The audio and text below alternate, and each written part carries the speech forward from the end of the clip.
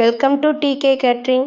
Decay கேட்ரிங்கில் இன்றைக்கி 1 பாட் தக்காளி சாதம் தான் பார்க்க போகிறோம். அதுக்கு குக்கரில் எண்ணெய் ஊற்றி தாளிப்புக்கு பட்டை லவங்கம் கொடுத்துருக்குறேன்.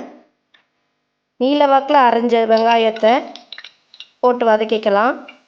2 பச்சை மிளகா கூட சேர்த்துக்கோங்க.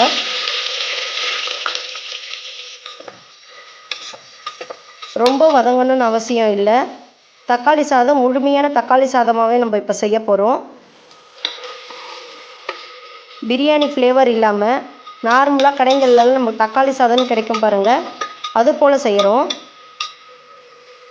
அது கூடவே இஞ்சி பூண்டு பேஸ்ட்டையும் சேர்த்து நல்லா வதக்கிக்கோங்க.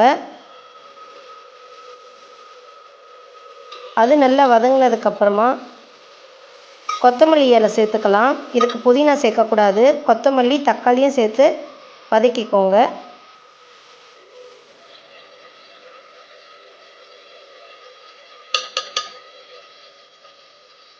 தக்காளி நல்லா மசியணும். அதுக்கு கொஞ்ச நேரம் டைம் கொடுத்துட்டு நான் வீட்டில் அரைச்ச மிளகாத்தூள் தான் போட்டிருக்கிறேன். உப்பு சேர்த்து நல்லா வதக்கிக்கலாம். இப்போ இதுக்கு நான் தண்ணி சேர்க்க போகிறது கிடையாது, தேங்காய் பால் சேர்க்க போகிறேன்.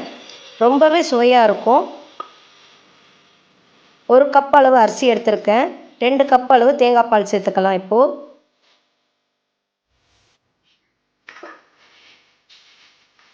இன்றைக்கி நான் வீட்டுக்கு யூஸ் பண்ணுற அரிசி தான் போட்டிருக்கேன், புழுங்கல் அரிசி.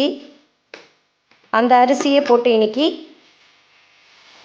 தக்காளி சாதம் செய்யலாம். ரொம்பவே அருமையாக இருக்கும்.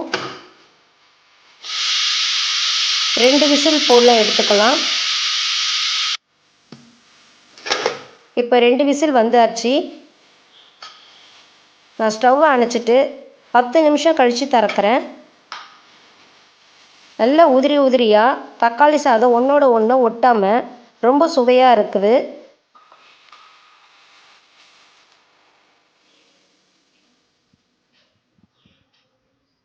ரொம்ப அருமையாக இருக்குது. நீங்களும் ட்ரை பண்ணி பாருங்கள் ஃப்ரெண்ட்ஸ். இந்த வீடியோ உங்களுக்கு பிடிச்சிருந்தா லைக் பண்ணுங்கள், ஷேர் பண்ணுங்கள், மறக்காமல் சப்ஸ்கிரைப் பண்ணி பாருங்கள் ஃப்ரெண்ட்ஸ். பாய்.